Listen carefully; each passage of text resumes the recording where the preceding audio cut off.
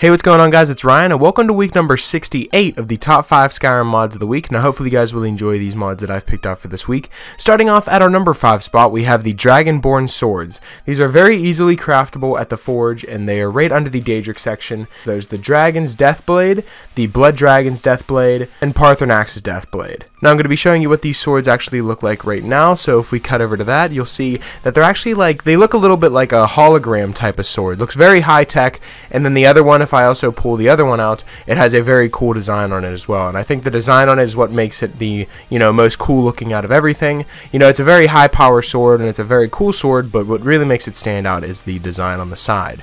So the design on the side and just the overall shape of the sword is what really makes this mod unique, and that is definitely why it comes in at our number 5 spot, so I'd recommend giving it a try. Coming in at our number 4 spot, we have the Armor of Intrigue. Now, I've actually never seen another armor set that has been like this before. Intrigue armor consists of many equipment that can be attached to the armor. Very customizable. It has bags, pouches, keys, potions, daggers, badges, and lockpicking tools, and 5 satchels that can be crafted depending on your playstyle. All of these craftable add-ons give you some bonus, and you don't just craft them for decoration. They actually come with an enchantment on the side as well. It requires the steel smithing perk, and it can be crafted under the leather category at the Forge. Now, the armor parts were meant to be used for only this armor and not the others. You can use them for the other armors, but it won't necessarily look that well, and they'll clip through each other. And what I mean by the enchantments on the extra armor pieces is if you craft like the potions that you can hang on the side of your character, you'll be able to craft 15% more powerful potions, and then you can have keys along with lockpicks on the other side of your character at the same time as the potions on your character as well, and that'll also unlock better lockpicking skills for you. And then you have the 2 swords on your back that just hang on the back, and they increase your one-handed attack speed and the one-handed attack damage as well. So I think that's a really cool aspect, that they just add enchants to a bunch of different armor pieces, and you can wear a full set of armor and not just 4 pieces such as the cuirass, the boots, the gloves, and the helmet. It's actually a whole bunch of different pieces that are separate from each other, and they have a whole bunch of unique enchantments on them as well. I think that is the greatest aspect of this mod, and that's definitely why it comes in at our number 4 spot, so I'd recommend giving this mod a try.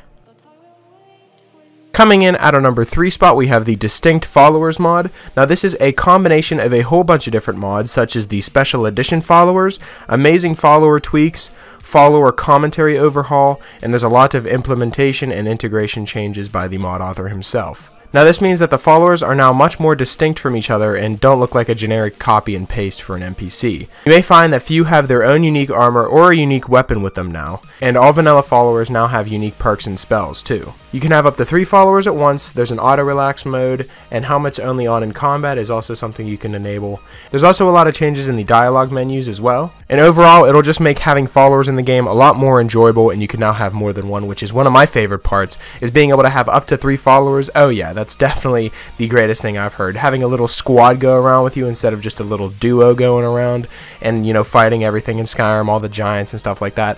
And you can either go around and you can kill a whole bunch of stuff and clear a whole bunch of bandit camps, or you can get completely shredded by a giant like I did here, and it just makes the mod a lot more fun to go around with more than one companion and have a little team on your side. So that's definitely why this mod comes in at our number 3 spot, so I'd strongly recommend downloading it. Coming in at our number 2 spot, we have the Animals and Insects Overhaul, which adds so much into the game it is ridiculous. This adds a whole bunch of more realistic IA to animals. There's also a retexture of all animals and insects in the game, as well as adding 30 new animals. Some of the list of added animals: there's wild boars, seals, flamingos, leopards, panthers, hummingbirds, bees, snakes, etc. There's a whole bunch of different animals that they've added, and there's also a puppy in Whiterun, so how can you even resist downloading this mod? Now, as you can see, as I'm walking around, there is a whole bunch of new animals that you can already distinctly notice. And there's also something that I think was freaking crazy, is there's a giant camel looking thing with a merchant on it that if you actually catch up to him, you can buy stuff from him. And he's so ridiculously fast that he's so hard to catch up to. And something else that I noticed is if you kill him, if you manage to kill the guy off of his camel that goes so fast, you can actually get on the camel itself and ride it around and go really fast as well. I think that is so funny. I think that was the funniest thing. It just reminded me of GTA, just ripping someone out of their car and stealing it. And then you go into Skyrim and you rip someone off their camel and you ride away on it. I just think that's the funniest thing in the world. So the Animals and Insects Overhaul adds a whole bunch of new creatures into the game, and if you're doing a brand new playthrough, I would strongly recommend putting this on, because you're not going to be able to tell that it's a mod that was installed. You're just going to think, oh, there's more creatures in the game. Oh, this is, from the get-go, this is how many animals that should have been in the game from the vanilla version, And I just think it is a great mod in general, and that's definitely why it comes in at our number 2 spot, so I'd recommend giving it a try. Coming in at our number 1 spot, we have the Tower of the Wolf, player home in Solitude.